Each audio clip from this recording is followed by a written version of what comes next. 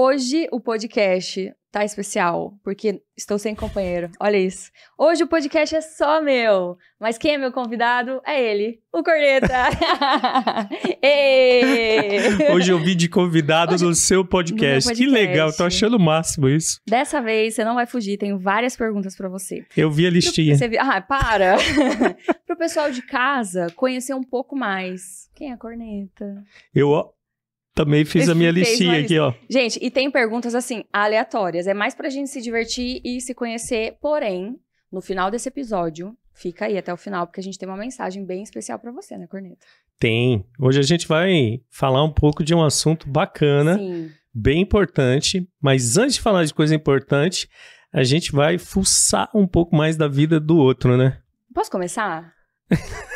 Pode.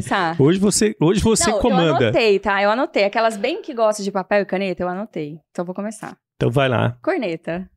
Hoje você tem uma agência com funcionários. Como que você chegou até aqui? Caramba, Lala, você quer dar uma disso aí? Você tem um podcast, faz maior sucesso já. Tem tantas coisas que você faz incríveis. Como que você fez tudo isso?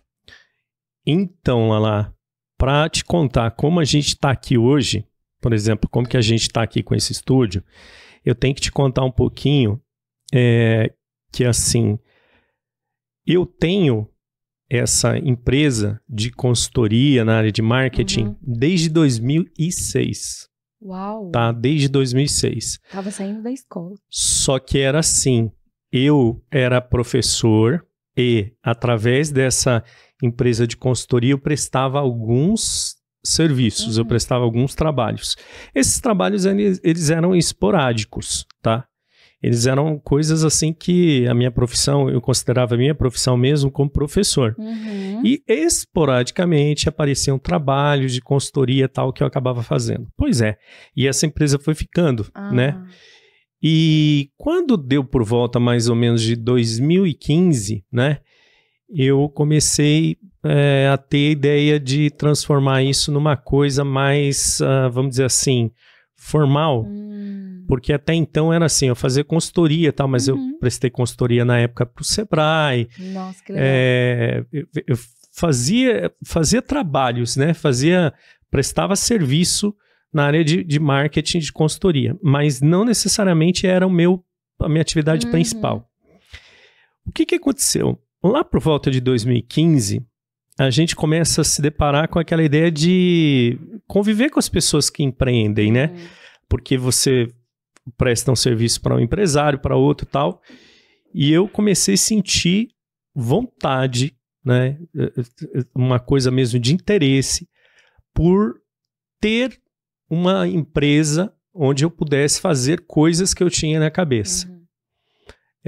Fazer coisas que eu tinha na cabeça significava que eu precisava tentar colocar algumas coisas em práticas. Então, antes de, por exemplo, de chegar aqui nesse podcast, eu precisei aprender um pouco mais sobre uma coisa chamada marketing digital. Quando a gente vê o podcast aqui, eu poderia falar assim para você, nós somos uma produtora de vídeo. Então tem muita gente que está na área de produção de vídeo que tem o podcast lá como uma das formas de vídeo que ele oferece para os clientes dele.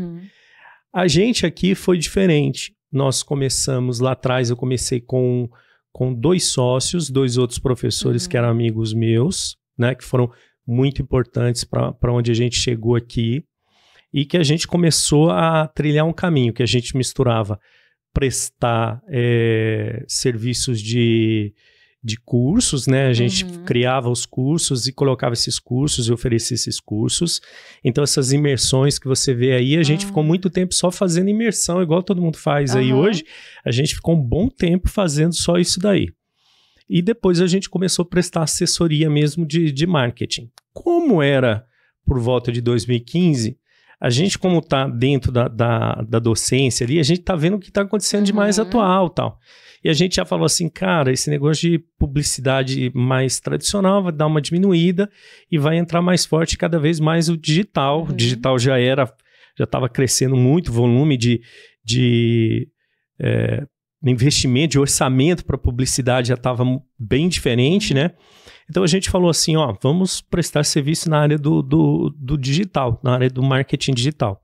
E ali a gente começou com a parte de e-commerce, né? Então o e-commerce foi bem legal, onde eu conheci, sabe essa estrutura de negócio de tráfego pago? Então assim, foi a primeira coisa que a gente começou a praticar mesmo, foi a coisa do tráfego pago voltado para e-commerce, porque o pessoal que faz e-commerce, basicamente a estrutura deles de comunicação digital é campanha de tráfego para levar a pessoa para dentro e comprar produto, né? Então a gente foi aprendendo sobre isso, foi fantástico para a gente, mas aí a gente entendeu que esse mundo do marketing digital ele é muito dinâmico, né? E aí começou um outro momento, que era o momento do inbound marketing, que aí vem aquele negócio das campanhas que a gente fala de campanha de lead, né? Que é assim... Cresce muito rápido, né? Muda muito rápido. Você está numa área que dá a impressão que é tudo muito novo, que todo mundo fala assim, você está fazendo o que existe de mais novo, mas esse novo... Amanhã ele já está velho. O mesmo novo que você está fazendo, que para outras pessoas aquilo parece uma grande novidade, amanhã ele já está velho. E aí, por exemplo, esse de lead, aí alguns mercados mesmo, isso já está bem desgastado.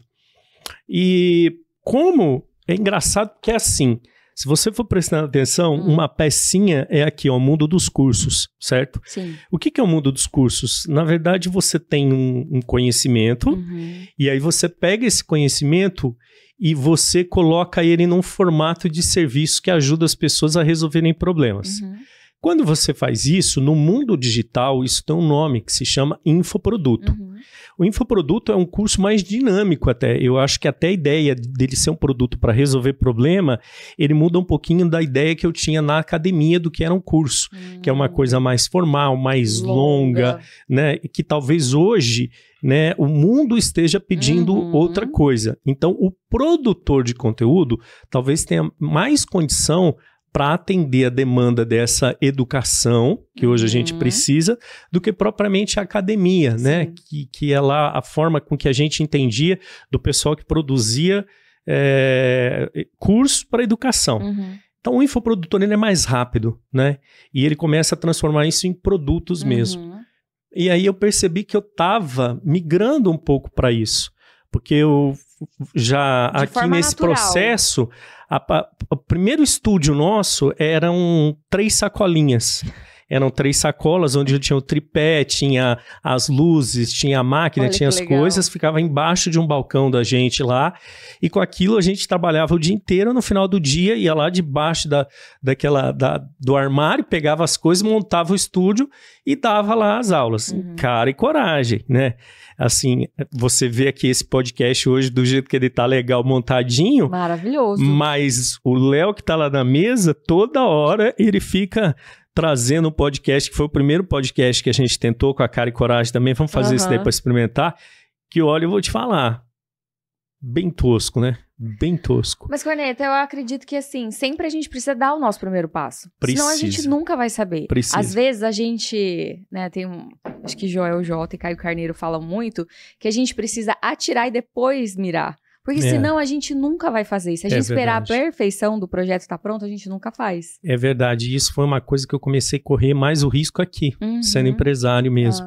Tentando, porque assim, quando a gente fica trabalhando muito como consultor, como pessoa que faz planejamento, a gente fica sempre com aquela ideia, isso é muito típico de quem vem da academia, vamos planejar, planeja, mas tem dificuldade de tirar do papel. Eu sou um pouco assim, hoje eu tô melhorando muito, mas eu sempre fui adolescente, até no começo da minha jornada de trabalho, a pessoa que planejava. Então, eu planejava tudo, detalhe por detalhe. A hora que chegava para executar, tinha dificuldade. Tinha dificuldade, não conseguia, não sabia. Ou pensava, não, já cansei disso. Dá um certo medinho, vou planejar, né? Outro.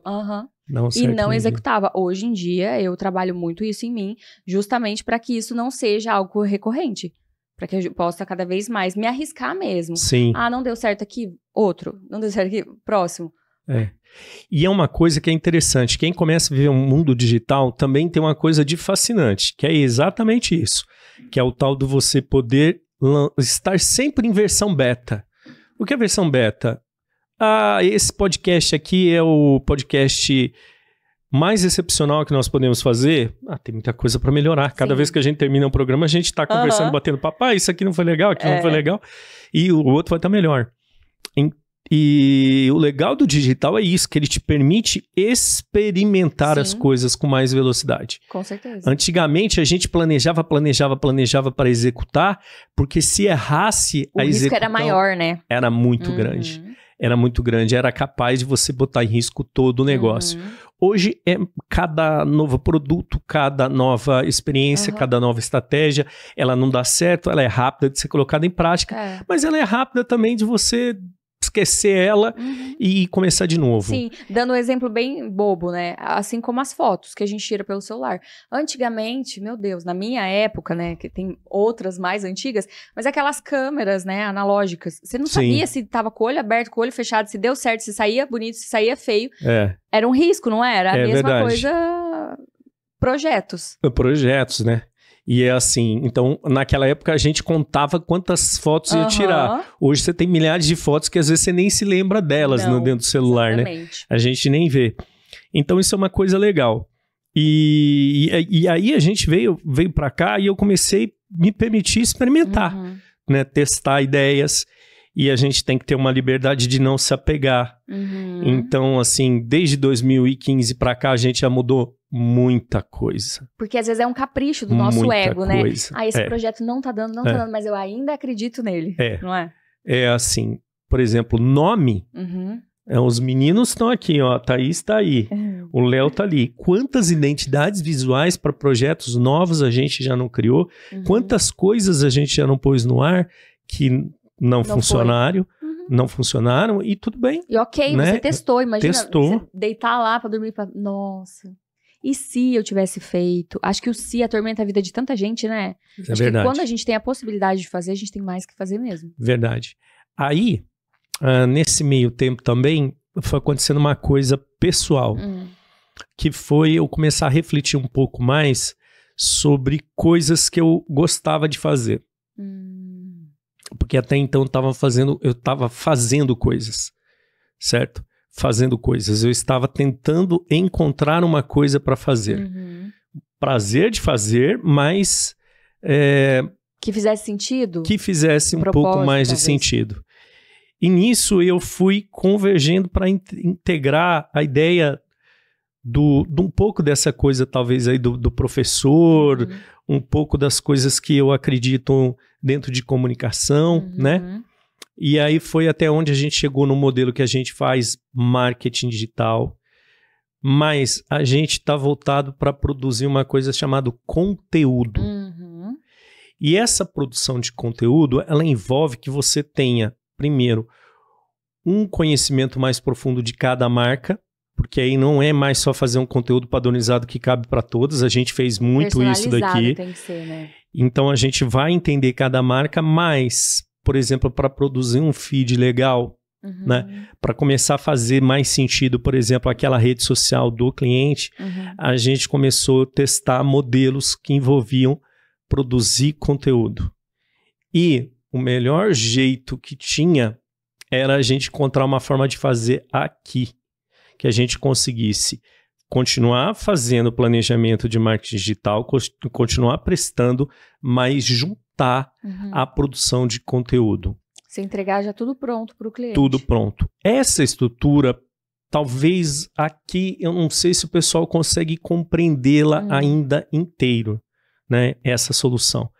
Mas se você for hoje visitar os grandes criadores de conteúdos, aqueles caras que você fala, ó, esse é um milionário da internet hoje no Brasil, aquele fulano é outro milionário da internet, você vai descobrir que todos eles têm a mesma ideia. Imagine o seguinte conceito, é uma fábrica de conteúdo. Ou seja, esse cara tem a pessoa que é o designer, esse cara tem a pessoa que é do tráfego pago, essa pessoa tem o pessoal que vai ajudar a idealizar o infoproduto, transformar isso em alguma coisa que as pessoas queiram consumir, produzir isso, produzir os vídeos para fazer o lançamento, ou seja, é toda uma estrutura de marketing digital misturada com produção de conteúdo, só que tem que ser rápido. Então a diferença nossa aqui é que nós somos mais rápidos, talvez, do que um pessoal que tem um estúdio de produção de vídeo, mais uns moldes ligados à publicidade mais tradicional. O pessoal produz talvez com excelente qualidade, né? Mas ele tem uma limitação que é essa coisa de juntar a publicidade com o conteúdo e transformar isso num produto vendável. Então isso pra gente foi uma experiência muito legal. Isso para te explicar por que nós estamos aqui nesse podcast. Hoje ele é o nosso infoproduto pessoal. Ele está dentro da nossa estrutura de comunicação. É uma forma que a gente tem de se comunicar com as pessoas, delas virem aqui, conhecer a estrutura, conhecer como a gente funciona, entender. É uma forma de quem está lá vendo a gente poder entender o que a gente faz, né? O que nós fazemos. É isso, né? É isso que você está vendo, é isso que você está vivendo aqui. Então é uma forma muito bacana. E pra gente também, lá acaba tendo uma coisa, por exemplo, de propósito. A gente fica buscando formas de ajudar os outros na vida quando a gente começa a pensar em propósito. Fala, caramba, mas meu trabalho tem que fazer sentido também para outras pessoas. Servir o outro de alguma forma, né? E eu acho que nós somos, de alguma forma, bons em fazer o que a gente faz. A gente procura fazer com carinho.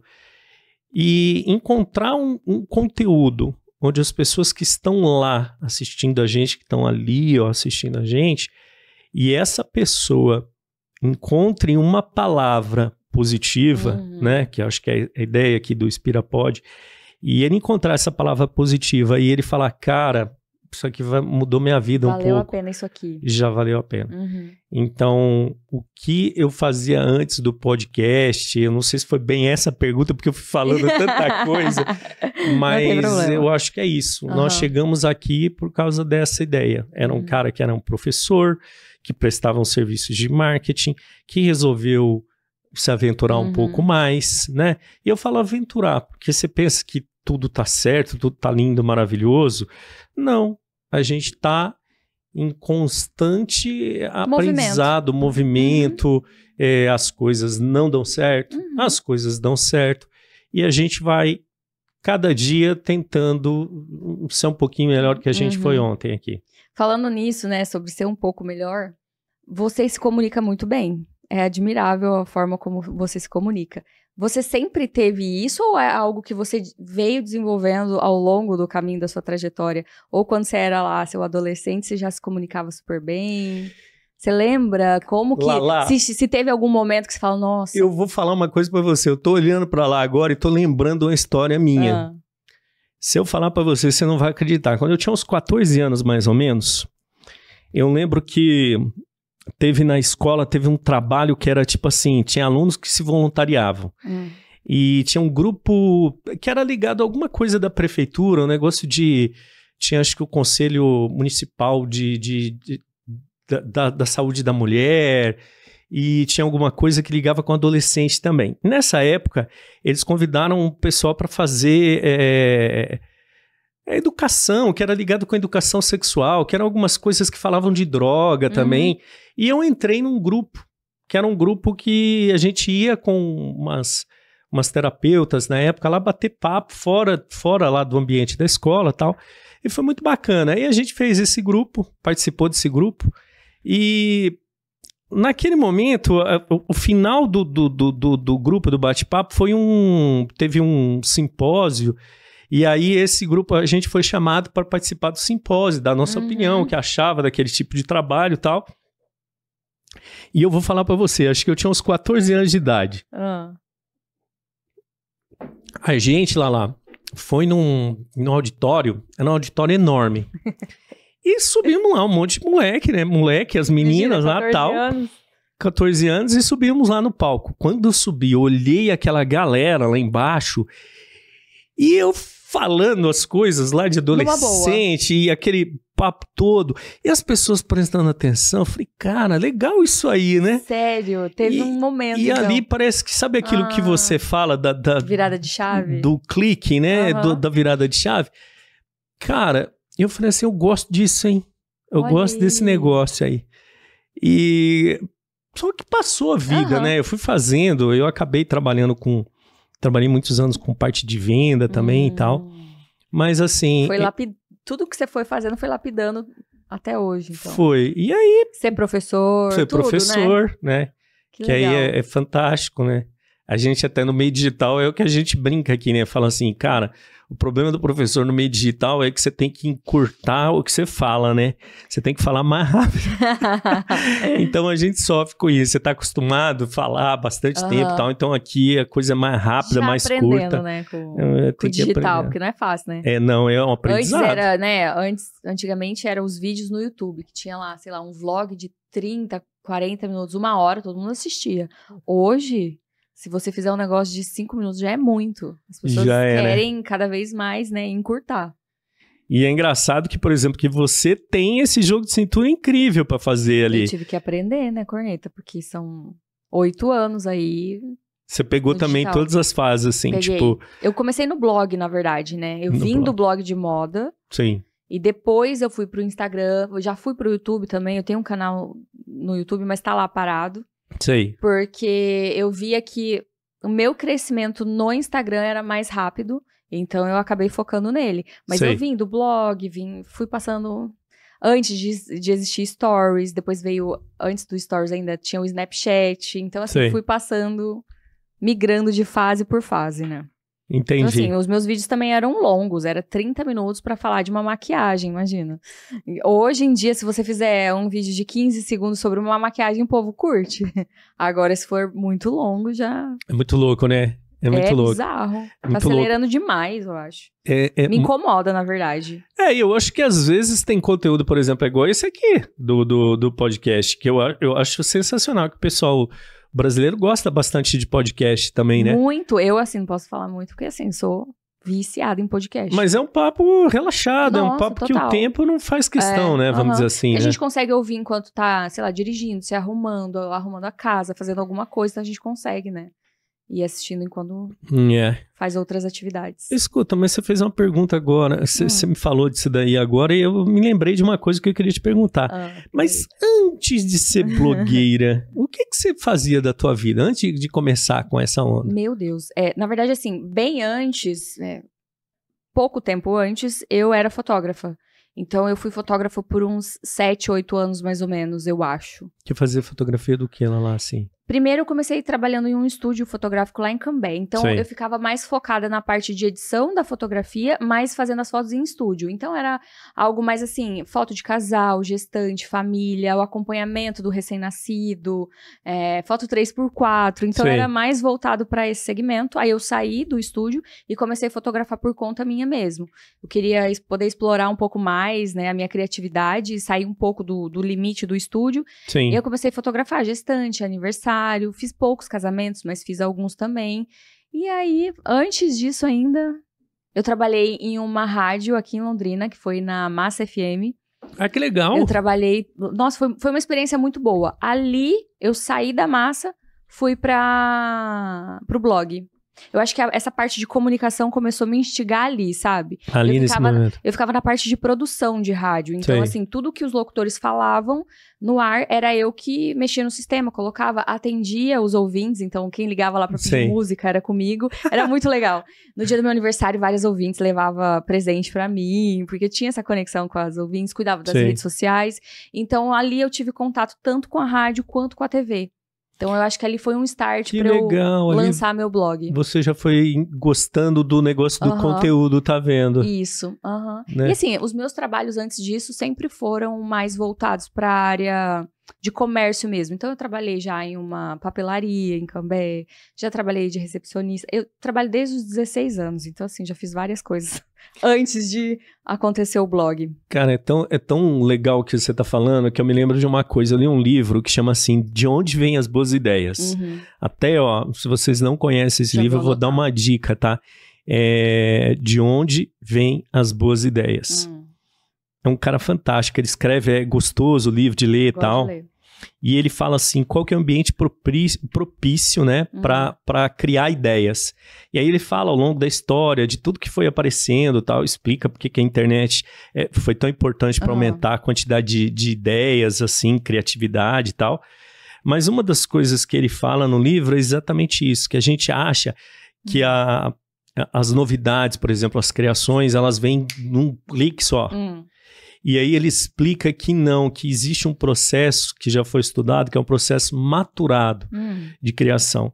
Você consegue perceber, por exemplo, que o fato de você ter se tornado blogueira tem uma mistura da fase de fotógrafo, da fase que você passou da rádio, do contato que você teve com as pessoas, com a rede social, com a pauta do conteúdo, com tudo mais.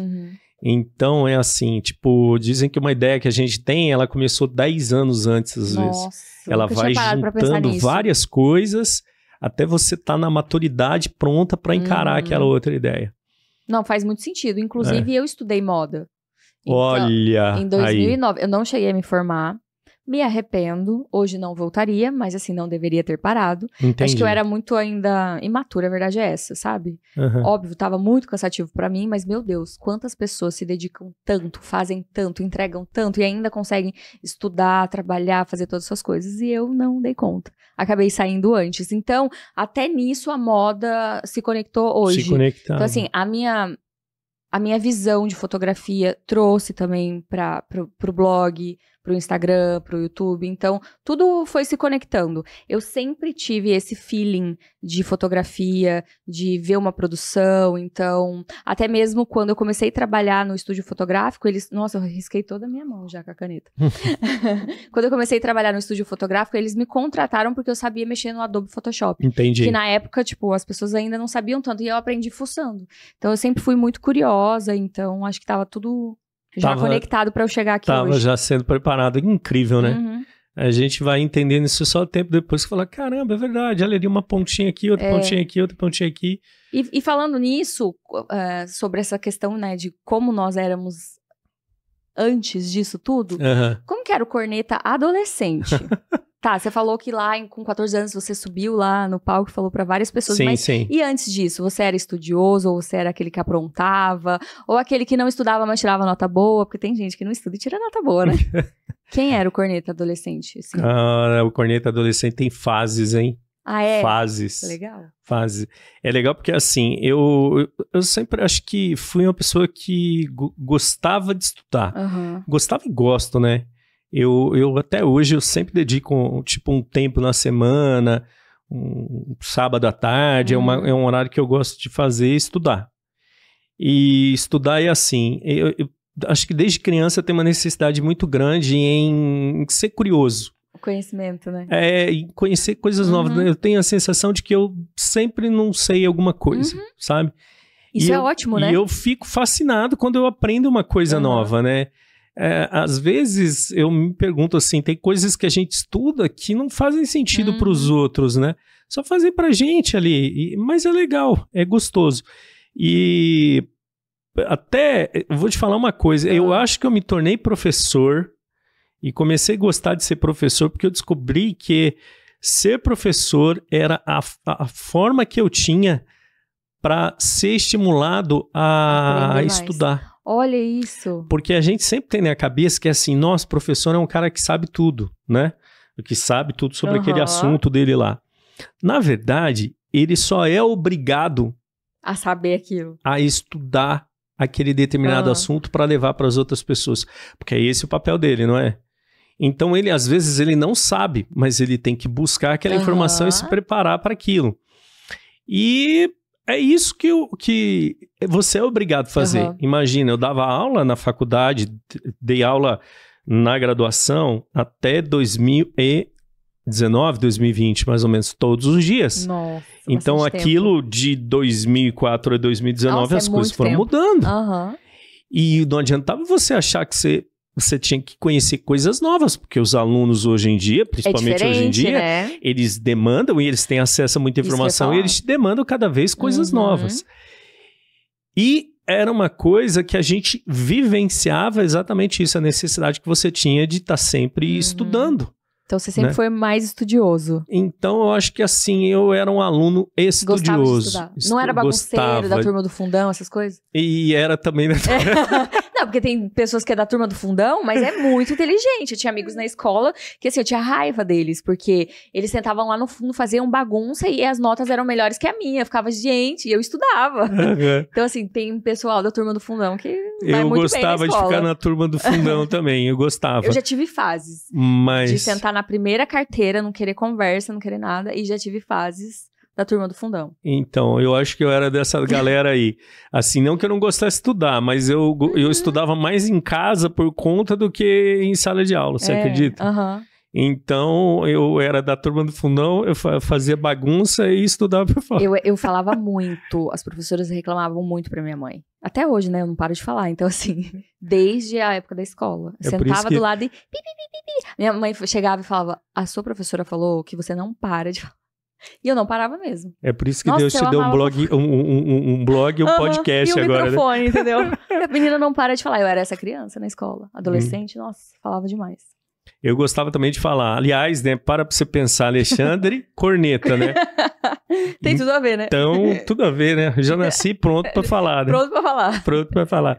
Então, é engraçado que é o seguinte, eu era da turma do fundo e tal, mas sempre também fui um bom aluno, porque eu gosto de estudar.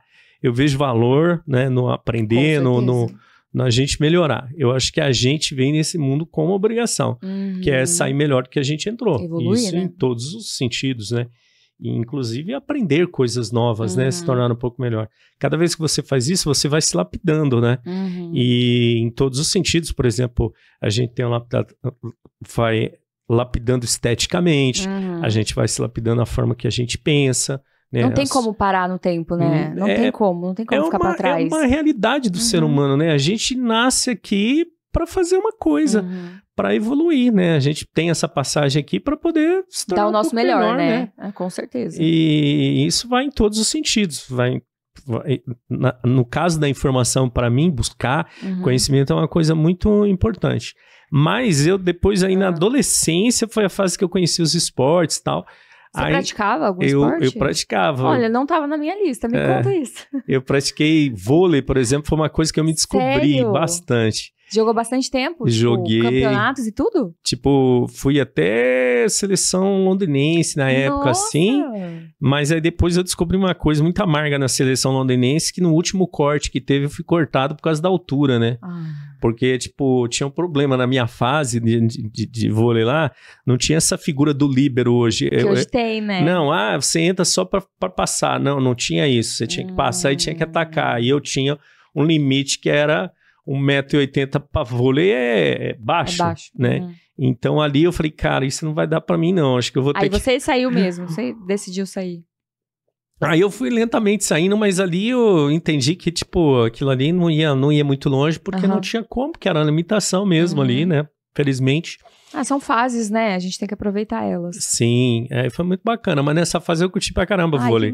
Acho que foi de uns 13, mais ou menos, até uns 17, mais ou menos. Bastante tempo. Uns 4 anos aí. Curti foi bastante. aventureiro, então, nessa parte. Foi, curti um monte. Falando em aventura, fiquei sabendo que você morou na praia.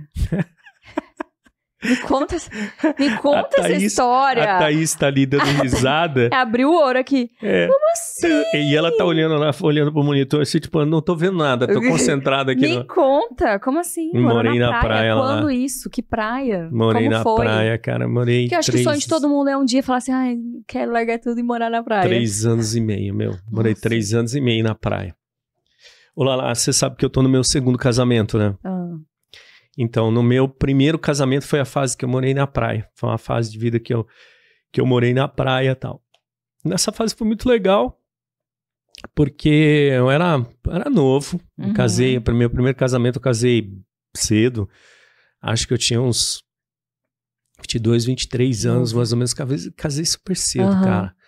Assim, e vivi 3 anos e meio na praia. Eu morei em Porto Seguro. Nossa, meu. Porto Seguro. Que fantástico. Eu morei em Arraial da Ajuda, que é um lugar bem bacana ali. Que máximo. Fiquei 3 anos lá. Legal que lá quem vai morar na praia lá tem que ir trabalhar com turismo, né? Então, assim, pra mim nessa fase foi bem legal. Eu fiz um negócio, cara, que é uma coisa que eu acho que me ensinou um monte de coisa, assim, pra vida, que é guia de turismo. Nossa. Nossa, era incrível. Aprendeu bastante. Ah, aprendi um monte. Você que gosta de curiosidades e aprender coisas novas, foi o momento. Aprendi um monte, cara. Aprendi um monte. É engraçado, né? A gente não tem noção de quanta responsabilidade. Eu, pelo menos, sentia que era muita responsabilidade. Quando você é guia, você leva a turma e tal para alguns passeios. Aí você fala assim, só festa, né? Mas, você acredita que eu acordava de madrugada, às vezes assustado, com medo de tendo algo. Pesadelo, porque é o seguinte, a gente ia em alguns passeios que eles eram a gente ia pro meio do mar, né? E aí, banco de corais, lá os negócios, aí tipo assim, você foi com 40, você tem que voltar com 40. Não pode voltar com 39. E sempre tem um infeliz da vida que vai pro lugar lá onde ninguém vê, que você não acha esse infeliz. Cara, como deixar ele pra trás? Daqui a pouco aquele negócio sobe 3 metros, 4 metros de água. Já era. Uma vida que foi. Cara, eu acordava às vezes de madrugada preocupado, achando que eu tinha esquecido alguém no banco de coral. Olha isso. E era bem louco. Mas é isso aí. É uma responsa muito grande. Eu lembro que teve uma época que eu me dediquei a uma empresa que trabalhava com grupos de formatura. E eu fiquei com esses caras, hoje eles são enormes. Tinha uma época que tinha um auge, né? Enormes. Esses caras me convidaram uma época para ficar em São Paulo, mas foi a época do meu segundo casamento, eu acabei voltando para cá. E eram grupos de adolescentes. Nossa. Cara, era muito loucura, muita loucura. Era muito louco. Você tinha que levar essa galera também naqueles shows, naquelas casas noturnas e sair contando um por um. E eu peguei um senso nessa época de localização, de encontrar gente na multidão, que às vezes eu olhava no meio de uma galera assim, tipo, 3 mil pessoas lá no show, eu achava uma pessoa. Por mais que eu ficasse com aquela pessoa, tipo, uma semana. Então eu falo assim, eu tenho uma noção de reconhecer face muito grande, que acho que vem dessa época. Você tinha que olhar e já... falando assim, opa, esse rosto é um rosto familiar, esse rosto, ele se separa da multidão e a gente tem que colocar todo mundo de volta no... Só que eu tenho uma dificuldade enorme, que é lembrar nome. Nomes. Eu também. Nome é uma coisa que eu... Eu também, Corneta. Eu lembro da pessoa, às vezes eu lembro da onde eu conheço, eu lembro tudo. Eu só não lembro o bendito nome. Tanto que hoje em dia, quando eu vou me apresentar pra alguém, eu tento reforçar o nome da pessoa durante a conversa, nos primeiros minutos, o máximo de vezes. Então, por exemplo, acabei de te conhecer. Enquanto eu tô conversando com você, eu vou estar falando, então, Corneta, não sei o que. Pra eu decorar o seu nome, pra eu não esquecer, porque eu tenho muita dificuldade. E é difícil, né? Dá uma agonia, a pessoa olha pra gente e fala, cara, mas não pode ser meu, mas hoje... E parece que tá cada vez pior, né? Não, eu tenho um péssimo hábito de não lembrar o nome das pessoas. Eu lembro da onde eu conheci, mas o nome da pessoa eu não lembro. Dá um negócio ruim. É horrível. E na faculdade, então? Quando você tá dando aula, você conhece... 500 alunos. 500 alunos. Tem 500 Rafael, 500 Gabriela, né? Tem todo mundo, às vezes, com o mesmo nome. Você não encontra hoje, né? Tipo, professor, você... Você lembra da pessoa, mas tem dificuldade, às vezes, do nome. Do nome. Cara, dá uma aflição no coração, né? A gente fica olhando assim e fala, meu Deus, como que eu vou lembrar? Escuta, mas você me perguntou o que eu fiz antes, né? Agora eu vou te fazer uma perguntinha pra você. Você já tá riscando essas perguntas, né? Pra não confundir aqui. Quando você estava trabalhando aí como blog, moda, né? Fazem um trabalho que chama provador, tudo mais, não é isso? Aí é um trabalho bem legal, tal. E você pega essas marcas para criar conteúdo para elas. Escuta, já aconteceu uma vez de você pegar uma marca que você fala assim, nem a pau, Juvenal, não vai. Ai, Corneta, olha, eu vou ser bem sincera, já. Mas assim, já aconteceu, na verdade, situações... Hoje em dia, eu tenho uma assessora. Então, ela filtra tudo que chega até ela. Ela é o primeiro contato. Inclusive, Nayara, beijo, Nayara. Já foi sua aluna também, inclusive. Beijo, Nayara. E hoje em dia, ela filtra tudo. Mas antes, era eu comigo mesma. Certo. Então, eu não tinha esse senso de filtrar o que chegava até mim. E no começo, você quer mostrar serviço. Você quer aparecer, você quer estar em todos os ambientes. E eu não acho isso errado. Quando eu comecei, pra mim, foi muito bom eu ter abraçado o máximo de marcas que eu pude. Mas no começo, tinha muitas que não fazia muito sentido comigo.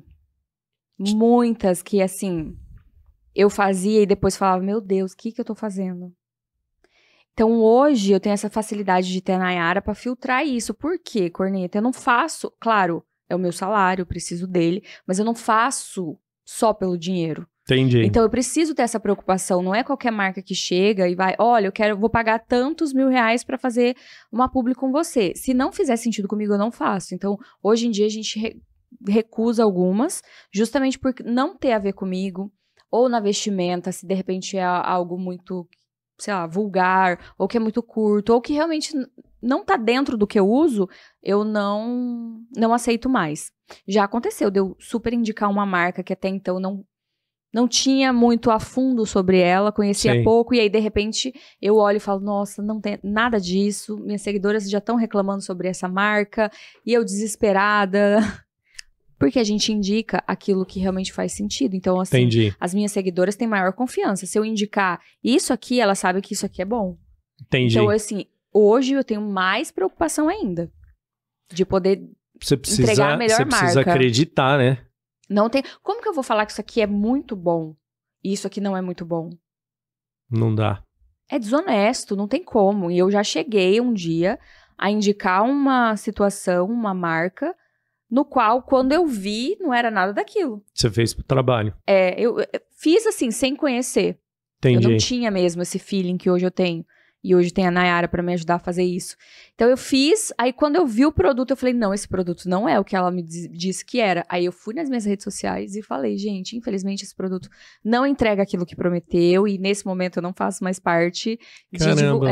Eu precisei fazer isso, porque é muito delicado, Corneta. É muito delicado. Porque assim, hoje eu tenho bastantes pessoas que me seguem, que me acompanham, que acreditam em mim. Então assim, sempre que eu entregar lá algo, vai ser algo que foi estudado, que foi pensado, que foi analisado da melhor forma possível para não ter conflitos. Sim. Então, ultimamente, graças a Deus, eu tô trabalhando só com marcas incríveis. Então, a gente tá fazendo uma peneira para que seja algo que realmente tenha a ver comigo. Então, às vezes, os meus seguidores veem algo e elas já falam, nossa, essa marca é a sua cara mesmo. Nossa, essa marca... Sim. Nossa, eu vejo tal marca e lembro de você. Sim. Ou eu vejo Café Cultura, eu lembro de você. Porque são coisas que eu consumo, né? Que você consome. Então, é o que faz mais sentido para mim. Não é pelo dinheiro. E acaba fazendo sentido para elas também, com certeza, né? Para elas, natural, elas falam né? assim, isso aqui é legal, né? Isso aqui vai funcionar.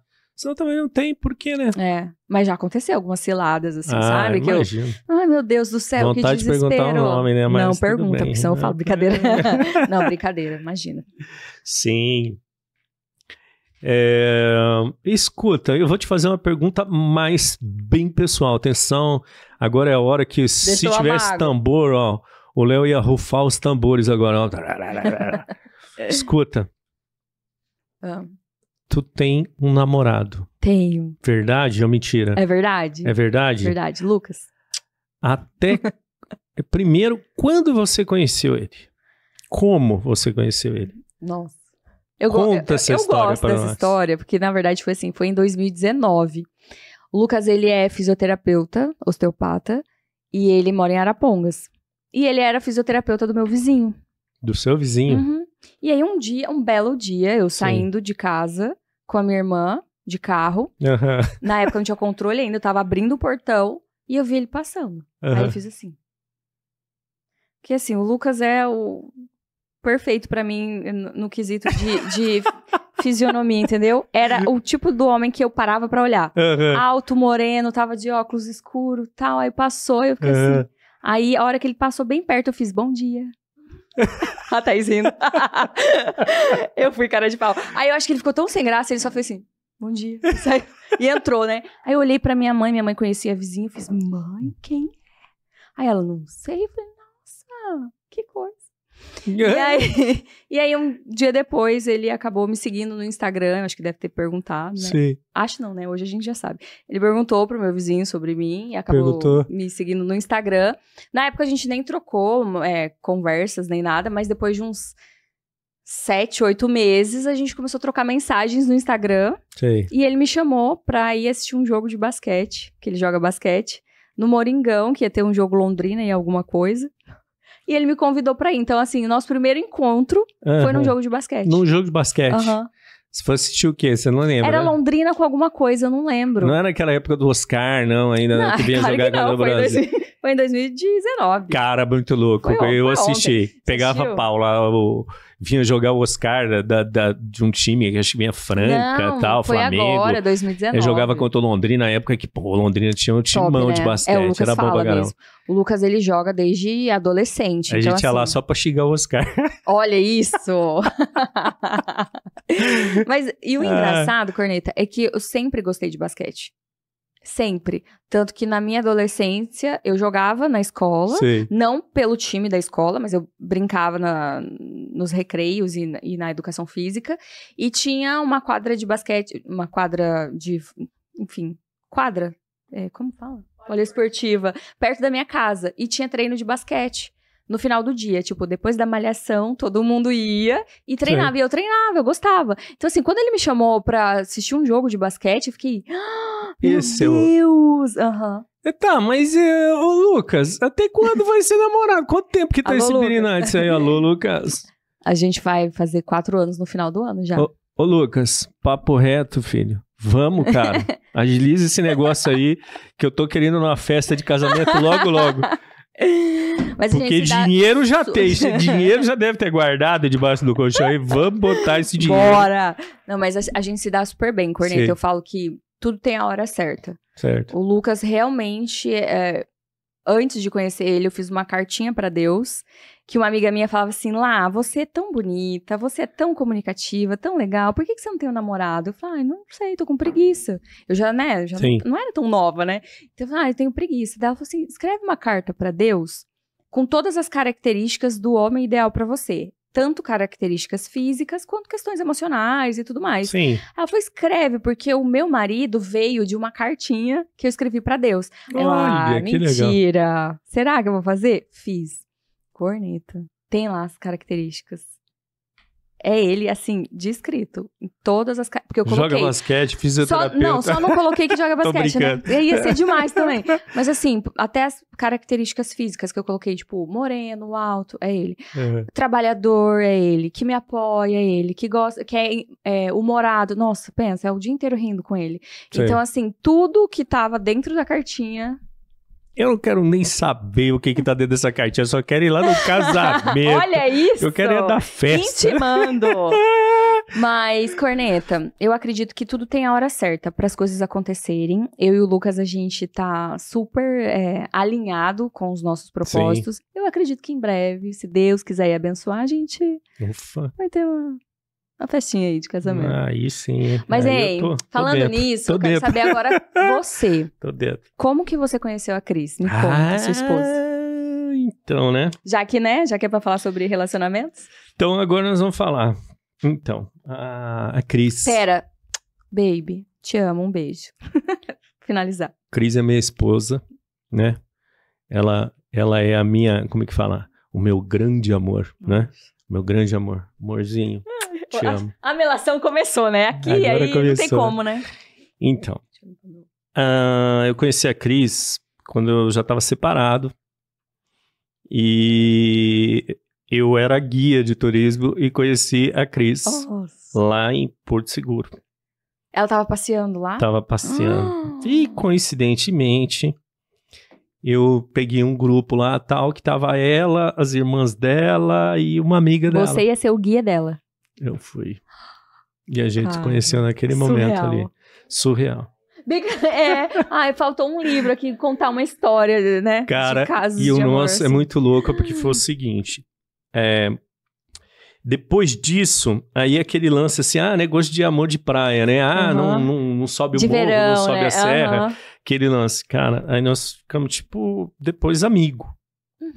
Amigo, assim. Pra se conhecer. Eu morando lá e ela morando em São Paulo, né? Ela morava em São Paulo, ela não era daqui. Não.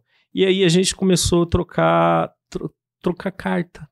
Ai, gente. Verdade, a gente se correspondia com carta. Ai, que lindo. Eu gosto dessas coisas de carta. Eu acho que assim... que bonitinhos. E carta, telefone na época era menos, era um negócio, cara... complicado, não era mas toda hora que você ficava ligando, não era toda hora. Mensagem. Não.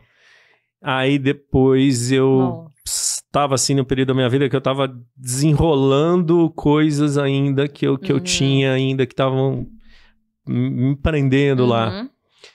E aí, depois, foi quando eu tava numa época que eu tava meio nômade, eu ficava um pouco em Porto Seguro, um pouco eu vinha para São Paulo pegar os grupos que eram esses adolescentes que levava para lá, e aí ficava assim meio no caminho. E aí depois a gente ficou um bom tempo, acho que 2 anos, namorando à distância. Nossa, é difícil, namorando assim, cara, complicado. É muito difícil. Complicadíssimo. Eu falo assim que quem sobrevive à distância é porque realmente... Eu tenho a mesma opinião, é o que a gente fala. Porque, cara, como é difícil, né? Porque você tem que ter muita certeza e convicção decisão do que daquilo você que quer. Você quer. Que é realmente aquilo. É tipo meio como se fosse uma prova mesmo. Eu acho que é importante às vezes. A gente não entende o que a gente passa, entende depois. Mas isso, de alguma forma, fez bem pra gente, assim. Foi muito difícil, não é fácil, não.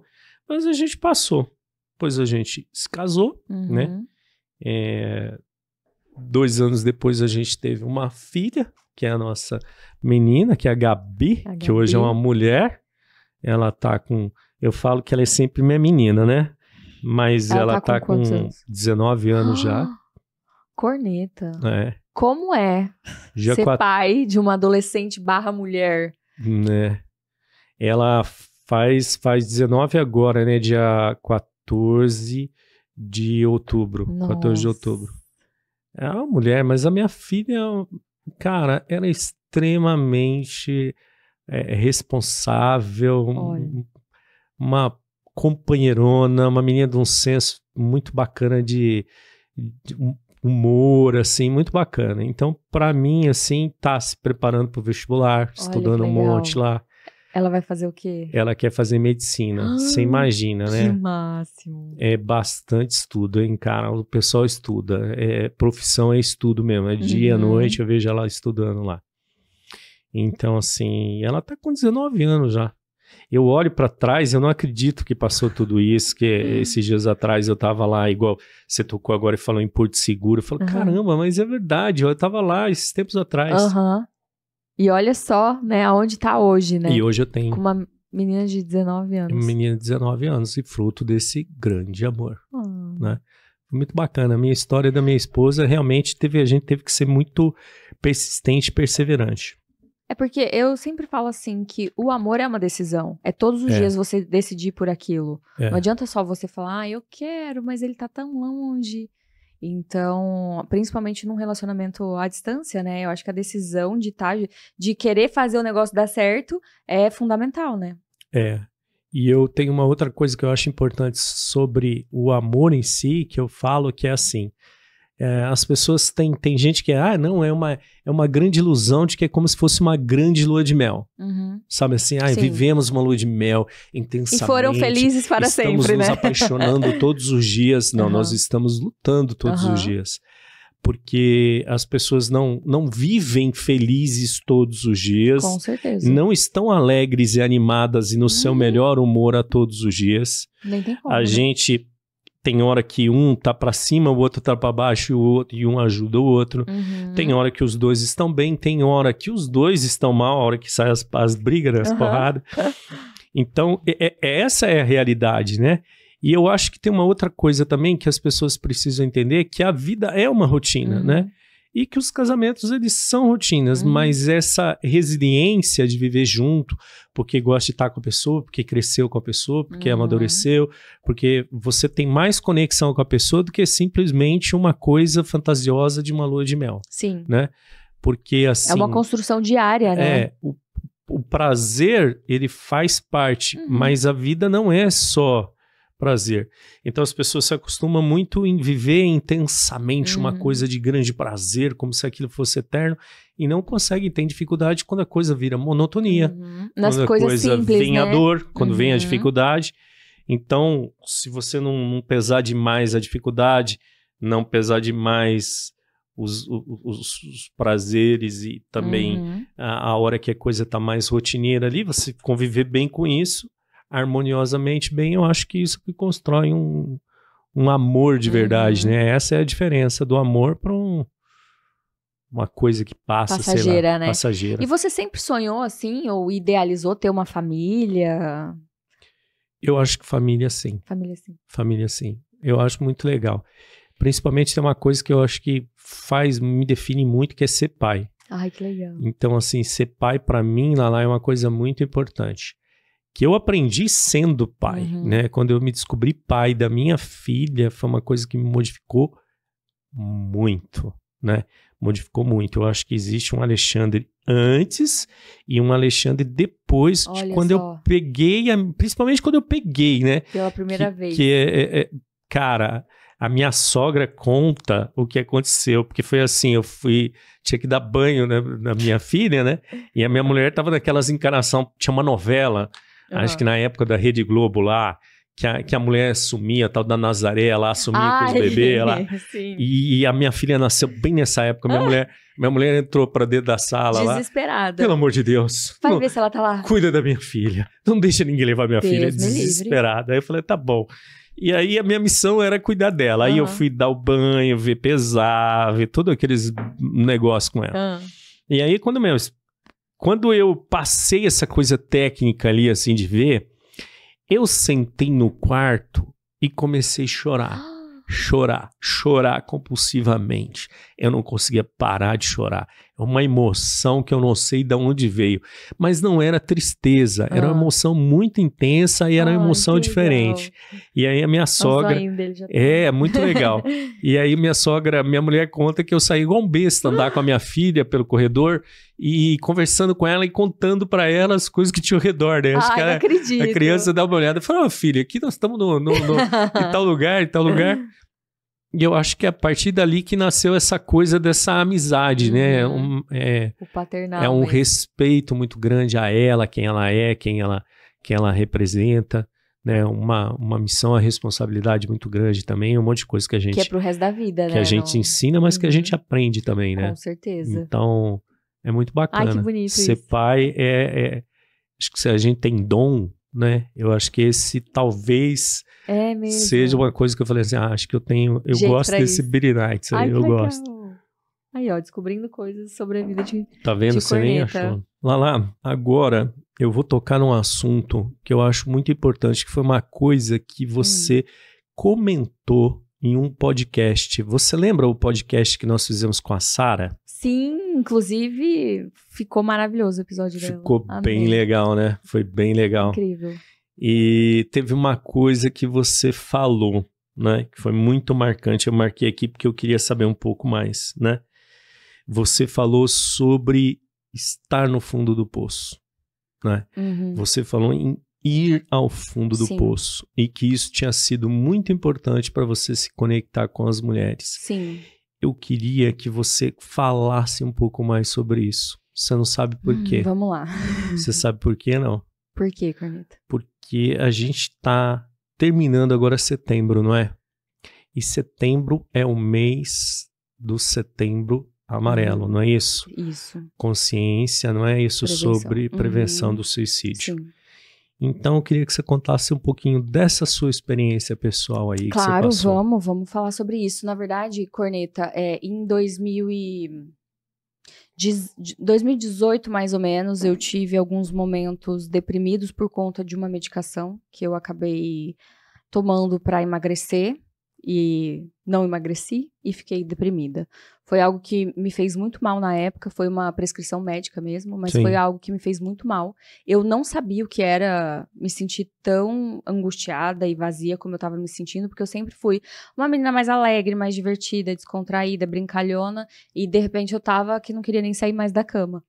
E depois disso, eu passei por essa fase, não foi tão simples assim, mas eu passei por ela teoricamente sozinha.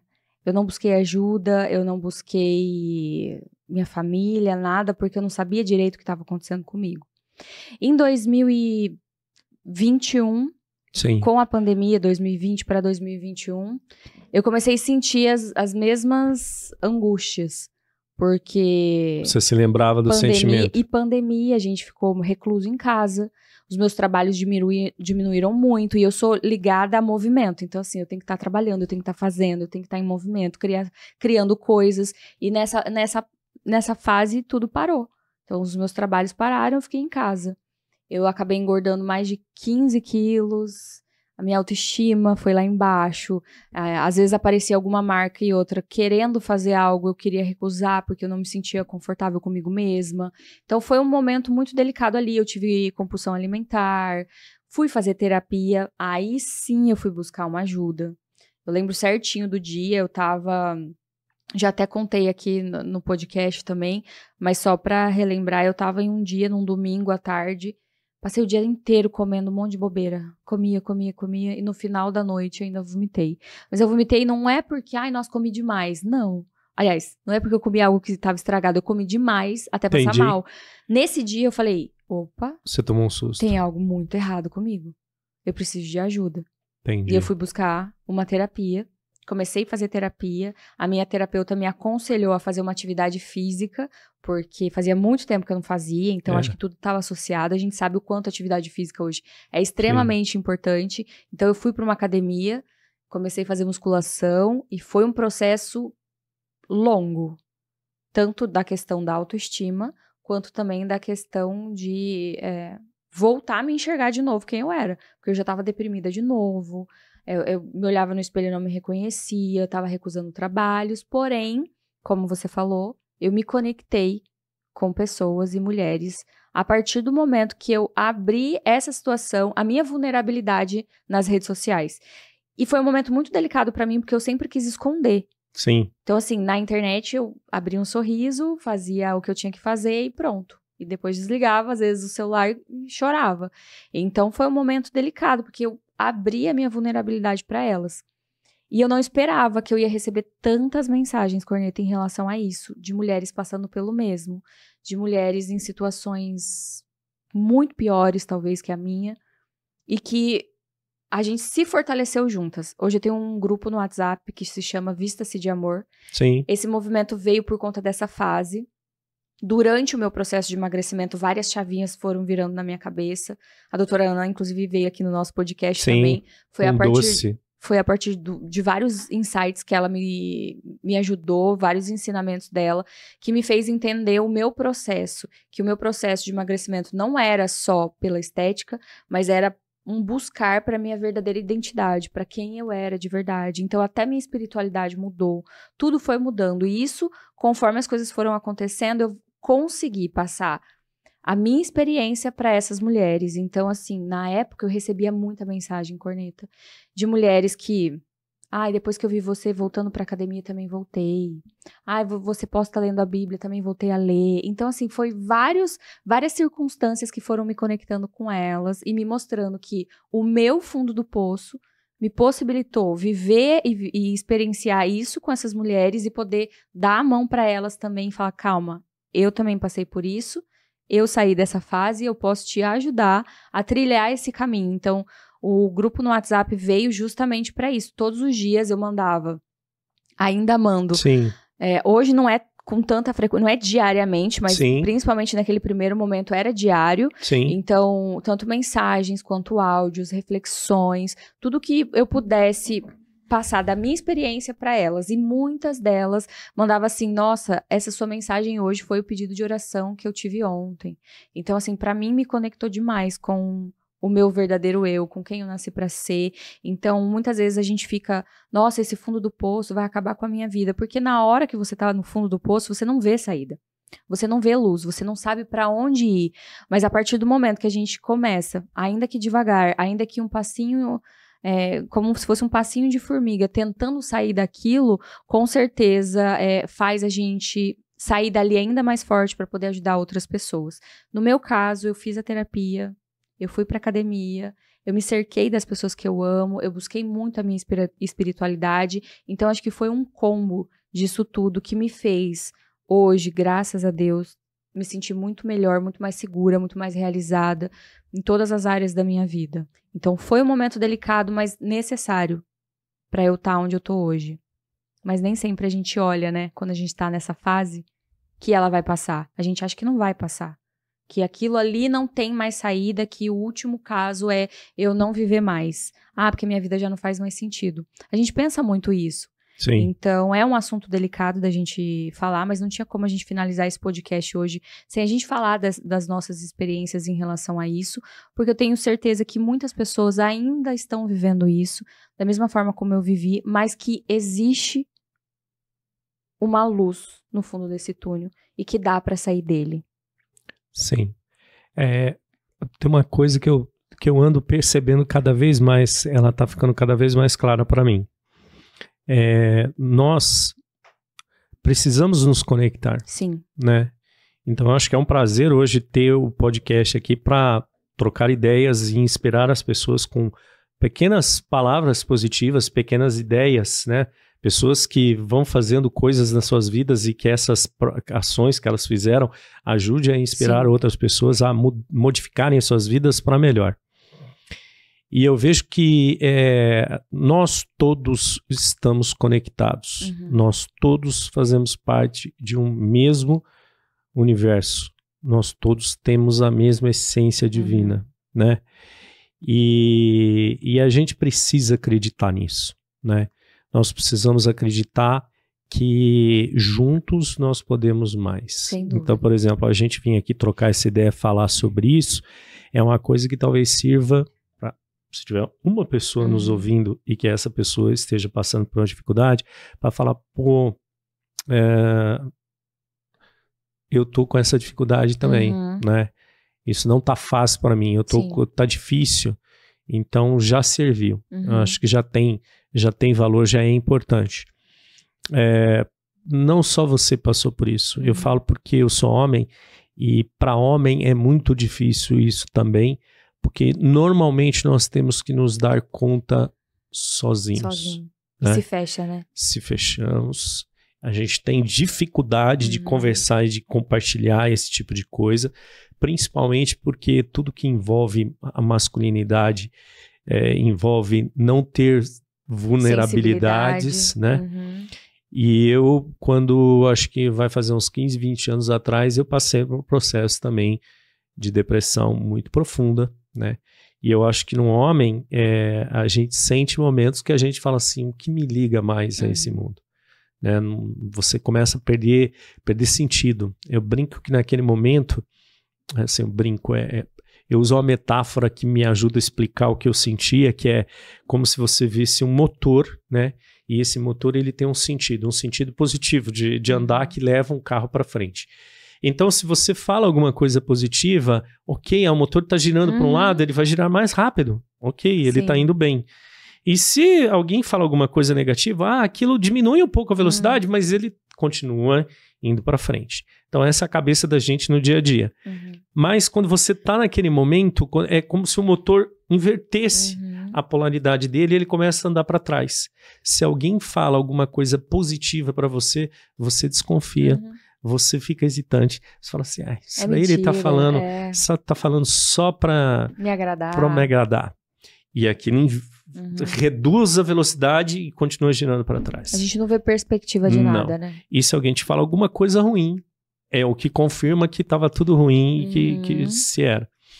Então eu acho muito complicado. Eu passei por essa fase também, quando acho que vai fazer uns 20 anos mais ou menos. Na época, a gente tinha pouquíssima orientação, né? E tinha que se virar sozinho. E foi um período muito complicado, que eu posso contar que eu acho que naquele momento eu senti, por exemplo, a mão de Deus mesmo. Porque ele me permitiu, naquele momento, apareceram algumas pessoas que eu conhecia na época que eu trabalhava como guia lá. E que me trouxeram serviços voluntários. Que eu ajudava levar crianças carentes para visitar monumentos. E eu ia e ficava com as crianças. E o fato de tirava o foco. Estar com elas e fazendo coisas, eu tirava o foco de mim. E ao estar com o foco e olhar para o outro, né? E ver em mim alguém que estava tendo alguma contribuição, que estava fazendo alguma coisa e tal, aquilo foi lentamente, pelo menos naquele momento, foi me fazendo distanciar do problema que eu estava vivendo ali. Então, sempre ouvi falar que existem coisas importantes, como, por exemplo, o sentido de se conectar com pessoas, né? Que isso é muito importante para as pessoas se lembrarem que elas precisam se conectar. Pessoas precisam de pessoas na corneta. Precisam. Então, o tempo todo a gente precisa estar ao lado das pessoas que nos levam para caminhos bons, né? E você que está aí nos ouvindo, tem muito mais gente preocupada com você do que você possa imaginar. Não caia nessa de achar que não fique sozinho. Não fique, né? Às vezes você é tão mais importante que você jamais imaginou. Com certeza. Só basta se permitir, né, entender que existem pessoas que gostam. Buscar ajuda, né, corneta? A gente não faz nada sozinho. Claro que a gente gostaria muitas vezes de ser o que faz tudo sozinho, mas a gente precisa comunicar isso para as pessoas, a gente precisa contar com a ajuda dessas pessoas, seja uma ajuda profissional, seja pessoas à nossa volta, porque a gente não pode enfrentar esse momento sozinho, porque junto com pessoas, muitas vezes já não é fácil, sozinho é muito mais difícil. Sim, é verdade. Então, acho que a gente vinha aqui abrir um pouco, né, das nossas experiências aí com o pessoal hoje. Sim. É importante, né? Com certeza. Inclusive, estamos aqui à disposição, né, corneta? As pessoas podem nos mandar mensagem, nós passamos por isso. Sim. E eu acredito que nós somos capazes de também ajudar outras pessoas a enfrentar situações no qual a gente tem a possibilidade de ajudar essas pessoas. Sim. Conta com a gente, né? A gente, na verdade, eu acho que essa foi a ideia do programa, né? Poder inspirar as pessoas a mudarem com coisas positivas. E por que não também trocar e compartilhar experiências, né? Com certeza. Então a gente fala das nossas, mas se você está aí nos ouvindo, né? Se você está aí nos assistindo, compartilha com a gente. Conta com a gente tá por aqui, a gente pode te ajudar também, de alguma forma. Que a gente possa, né, levar, claro, sempre muitas informações importantes, mas também alegria para essas pessoas que estão nos acompanhando, nos assistindo, para que a gente possa cada vez mais inspirar essas pessoas, para que elas também possam inspirar outras pessoas e virar um movimento bonito, que a gente possa agregar na vida dos outros. Uma rede do bem. A rede do bem. Uma comunidade de inspirações. Então, acho que esse foi um bom assunto para a gente tocar, né? Nesse setembro. Foi, com certo? certeza. Fechando esse setembro agora, batendo esse papo aqui. Nosso, né? Hoje foi um papo... um bate-papo nosso e que eu tenho certeza que de alguma forma aí, se você se sentiu, né, inspirado, que você possa levar isso adiante e inspirar outras pessoas também. Sim, se você tem algum amigo, alguma amiga, né? Alguma pessoa, às vezes, da família que... de repente esteja passando por algum momento difícil, né? É uma boa, né? Esticar a mãozinha também, tentar conversar. Com certeza. Né? A gente olha muito para nós, né? E é o momento de, muitas vezes, olhar para o próximo. Talvez o próximo tá tão próximo e a gente não percebeu que ele tá passando por alguma coisa no qual ele tá precisando de ajuda. E às vezes ele não tem coragem de pedir ajuda. Às vezes é isso, né? Às vezes a dificuldade é tão grande que a pessoa não sabe. Que ele tá precisando de ajuda também. Então, a gente fica mais atento aos outros, né? Eu sei que a gente tá vivendo numa vida tão acelerada, tão corrida, cada um querendo fazer o seu, alcançar os seus sonhos, mas que a gente possa, com cuidado, olhar as pessoas que estão à nossa volta, tomar muito cuidado com as palavras que a gente usa, porque eu peço cada vez mais para que Deus me dê sabedoria para usar as palavras certas, tanto nas minhas redes sociais quanto nas pessoas à minha volta. Porque uma palavra maldita, num dia ruim para uma pessoa, pode significar algo muito pesado, muito grande. Sim. E se a gente tem a possibilidade de melhorar o dia das pessoas, por que não melhorá-lo, em vez de estragar? Então, assim, eu sei que nós temos responsabilidade, sim, emocional na vida do outro. Então, que a gente possa tomar um pouco mais de cuidado com brincadeiras que a gente fala. Eu sei que hoje em dia, nas redes sociais, a gente tem a facilidade de mandar uma mensagem, nossa, olha a roupa dela, que horrível. Mas tomar um pouco de cuidado com o que a gente fala, com o que a gente propaga, porque a nossa vida passa tão rápido e a gente não vai levar nada desse mundo, a não ser as coisas boas que a gente deixou na vida das pessoas. Então, que a gente possa plantar, né, um mar aí de girassóis na vida das pessoas, para que a gente possa ser luz na vida dessas outras pessoas. Então, tomar um pouco de cuidado com o que a gente fala pro outro. É verdade. E falando em girassol, hoje você veio com a cor do setembro. Amarelo. Amarelo, né? Você acabou estando aqui representando muito bem essa ideia. Só para finalizar, antes de finalizar, falei do girassol. A gente sempre remete o girassol como algo que busca a luz, né?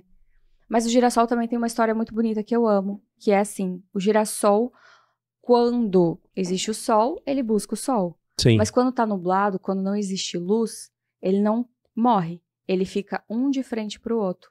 Um girassol de frente pro outro, buscando a energia e doando a sua energia pro próximo. Então, eles não morrem, eles ficam... Que bonito. Quando tá nublado, fica um de frente pro outro, justamente para que o outro possa passar energia e os dois sobreviverem. Então, que a gente possa ser girassol na vida de outras pessoas. Que enquanto o outro não está bem, a gente possa estender a mão e ajudar nesses momentos difíceis. É doar um pouco do divino que tem dentro da gente. Exatamente. Né? Você tem, eu tenho, todos nós temos. Pode acreditar, né? Que isso faz muita diferença. Com certeza. Estamos aqui para isso, para servir o próximo. Setembro Amarelo, chegando ao fim, e esse foi a nossa pequena e singela contribuição aí para levar um pouquinho mais de consciência para todo mundo, né? Se você já passou, está passando por alguma dificuldade desse tipo, procura alguém para bater um papo aí. Se quiser, a gente está por aqui também. Sim. Valeu, Lala. Valeu, Corneta. Obrigada. Então, valeu, Deus querida. Abençoe. Papo maravilhoso. Ai, amei. Até mais. Até mais. Até mais, gente.